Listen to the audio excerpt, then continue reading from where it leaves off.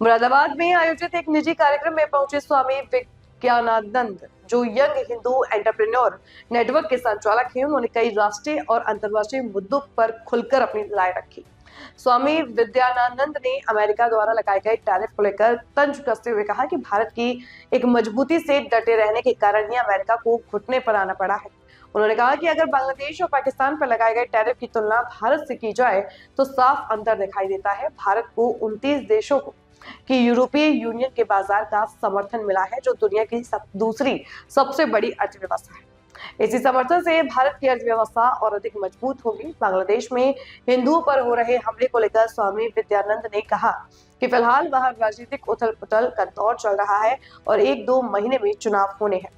नई सरकार बनने के बाद भारत सरकार इस विषय को गंभीरता से उठाएगी और हिंदुओं की सुरक्षा को लेकर बातचीत करेगी। प्रयागराज में शंकराचार्य को स्नान को लेकर उन्होंने विवादित बयान देते हुए कहा कि ऐसे शंकराचार्य जो लंगोट बांधकर स्नान करने की बात करते हैं, उन्हें पालकी में जाने की कोई आवश्यकता नहीं है।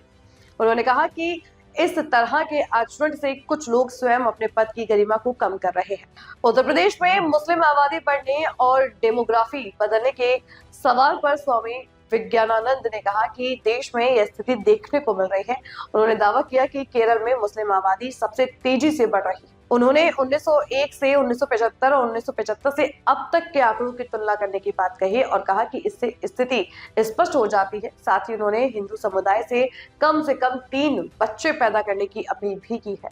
इंडिया अमेरिका ट्रेड डील हुई है। हाँ, इस नजरिए से देखते हैं। पहला अमेरिका ऐसा है कि जिसको कहते हैं ना थोड़ा धैर्य जिसको कहते हैं ना धैर्य से जो काम होता है थोड़ा अच्छा होता है। हमारे लोगों ने थोड़ा डटे भी रहे, धैर्य भी रहे, घबराए नहीं।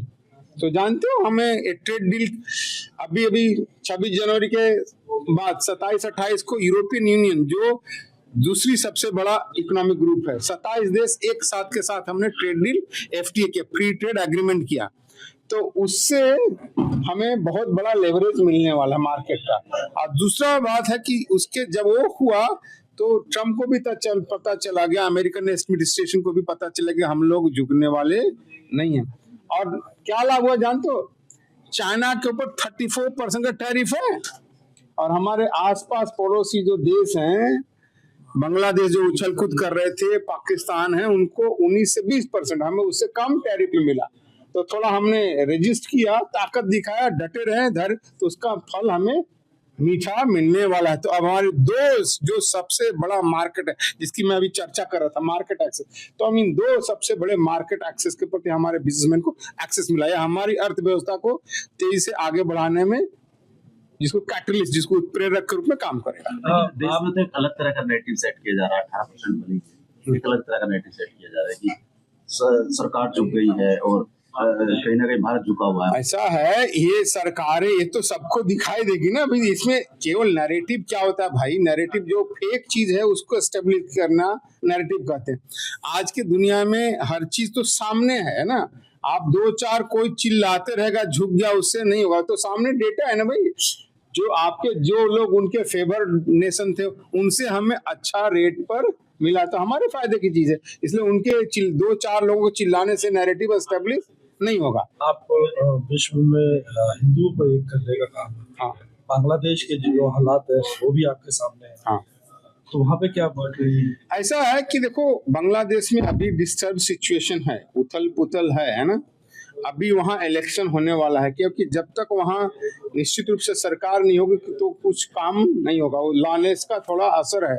तो कोशिश कर रहे हैं कि अभी 1-2 महीने में वहाँ इलेक्शन होने वाला है। इलेक्शन होने के बाद फिर भारत सरकार भी ठीक से उनसे निगोशिएट करके बात करेगी और हिंदू की सुरक्षा की गारंटी।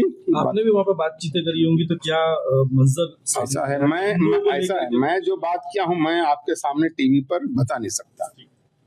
इसके अलावा हमारा जी यूपी की बात करें अगर, तो यहाँ पर एक शंकराचार्य जी को लेकर के एक मुद्दा बढ़ा है। पूरे देश में इस वक्त शंकराचार्य जी का प्रयागराज में नहान ना करना जो है चर्चा का। ऐसा है, देखो शंकराचार्य तो फेक शंकराचार्य, आज नहीं, मैं प्रारंभ से उनको बोला हूँ को शंकराचार्य नहीं है। अब दूसरी चीज मैं बता रहा हूँ, अनफॉर्चुनेटली क्या है, ये सब शंकराचार्यों ने अपने पद की गरिमा को खुद ही नष्ट किया है ना, घटाया है। आप साधु होकर के स्नान को लेकर के बड़ा मुद्दा बना रहे हो, मुझे पालकी सहित, अरे तुम साधु लंगोटी लगा के साधु घूमने वाला पैदल चलने वालों को पालकी की क्या जरूरत है भाई?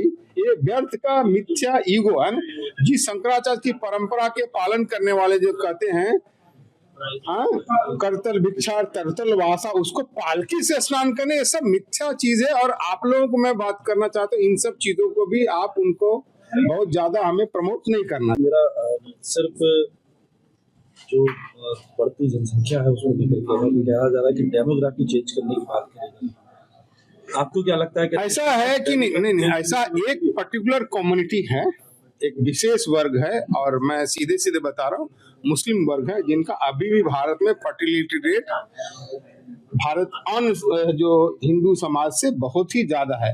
और अगर किसी को कुछ थोड़ा शक है, जो कहने तो एक केरल राज्य है, केरल राज्य का डेटा बहुत परफेक्ट है ना, कितने लोग मरते हैं, कितने लोग जन्म लेते हैं, उसका डेटा उनका बहुत रिकॉर्ड है। आपको बताऊं, मुसलमान वहाँ 20 से 22% की टोटल पॉपुलेशन, लेकिन उनका टोटल चाइल्ड बर्थ रेट का 1,20,000 है ना, 1,20,000 है।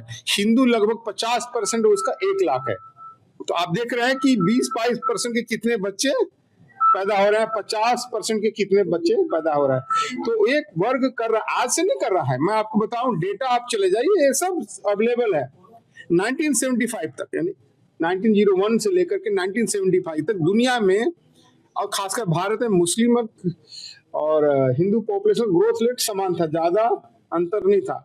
1975 के बाद जब पेट्रो डॉलर मिडिल ईस्ट में आया और दुनिया में उनकी इकोनॉमी बढ़ी, तो मुस्लिम जनसंख्या जो है ना हमसे दुगनी हो गई। 1975 से लेकर आज तक आते आते लगभग वर्ल्ड की 12-13%, 24-25% की वर्ल्ड पॉपुलेशन बन गए। तो ये दुनिया में हो रहा है, भारत में भी हो रहा है। इसलिए हिंदुओं को चाहिए कि कम से कम 3 संतान तो जरूर करें।